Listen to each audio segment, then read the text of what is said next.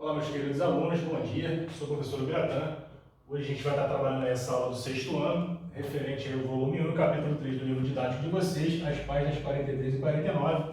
Vamos estar falando sobre o trabalho e comércio no Egito Antigo, sobre a religião, alguns conhecimentos lá desenvolvidos no Egito Antigo. Tem um exercício aí para vocês realizarem, da página 48 e 49 do livro didático. E tem aqui uma sugestão de documentários aí para vocês estarem assistindo lá no YouTube. Passando aqui para o nosso próximo slide.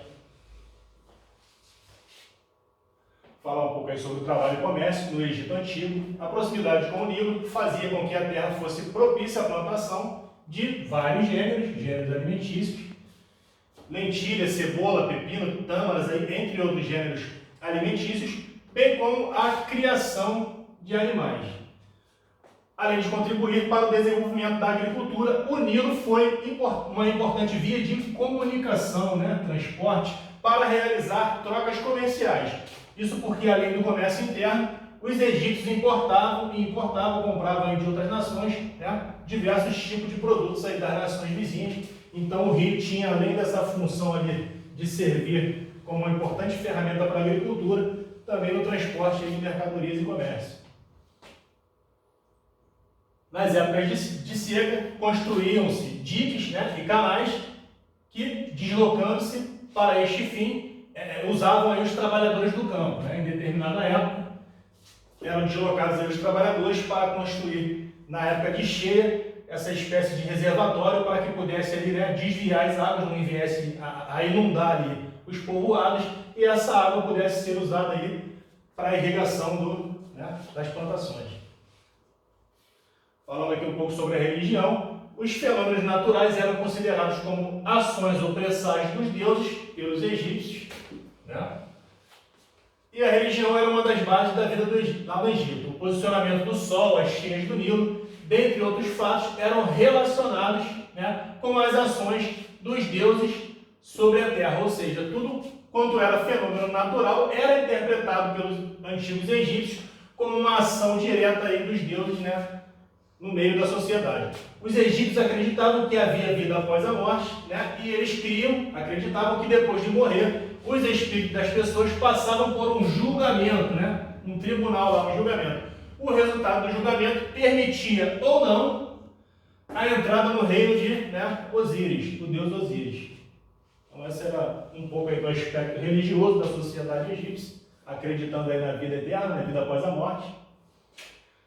Aqui a gente tem uma divindade egípcia, uma outra divindade egípcia, é o Anubis. Ela é o deus responsável por proteger os mortos e seus túmulos e responsável aí por apresentar as pessoas, os espíritos das pessoas que morriam, para Osíris, lá para outra divindade. Aí o nosso slide aí do Anubis.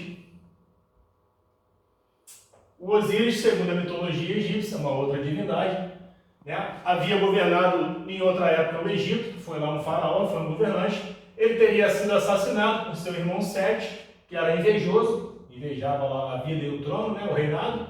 A Ísis, que era a esposa de Osíris, havia ficado viúva e conseguiu trazê-lo de volta à vida, conseguiu lá, de certa forma, ressuscitar o Osíris. Baseados, então, nessa narrativa mitológica, isso aí faz parte da mitologia egípcia, eles acreditavam, a sociedade toda passou a acreditar, então, que também eles, a sociedade, viveriam depois da morte numa terra governada aí por Osíris.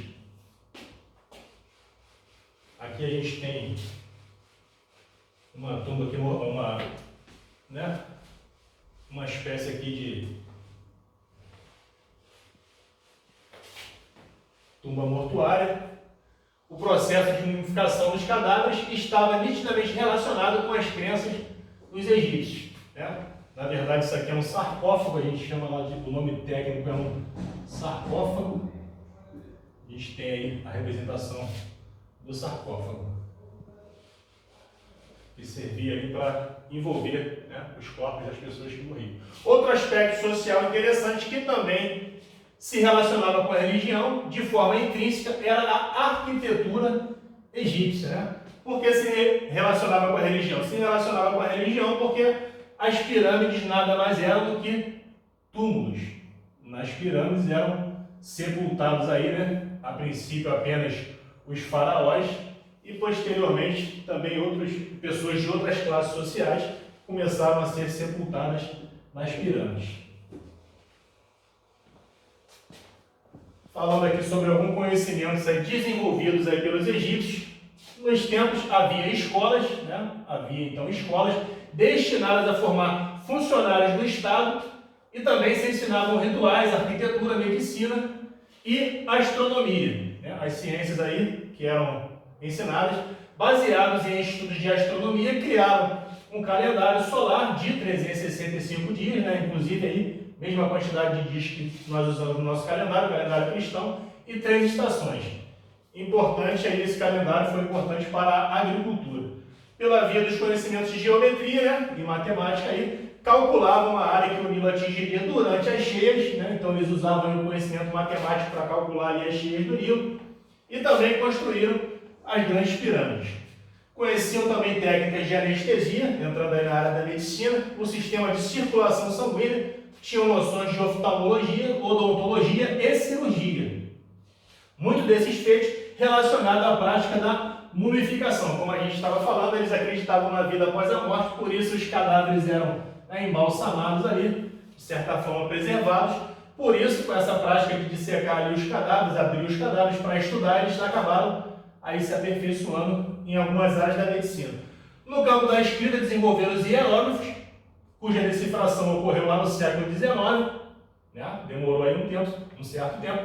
Isso permitiu aos historiadores interpretar fontes históricas e ampliar nosso entendimento, né? Nossa visão aí dessa sociedade, a sociedade egípcia. Então, a partir da interpretação da escrita egípcia, né, dos hieróglifos, a gente pôde compreender aí, os historiadores puderam compreender e traduzir aí melhor a cultura egípcia, um pouco da cultura egípcia. Bom, gente, essa era a nossa aula que a gente tinha para falar hoje, era o nosso conteúdo de hoje, e a gente se vê numa próxima videoaula.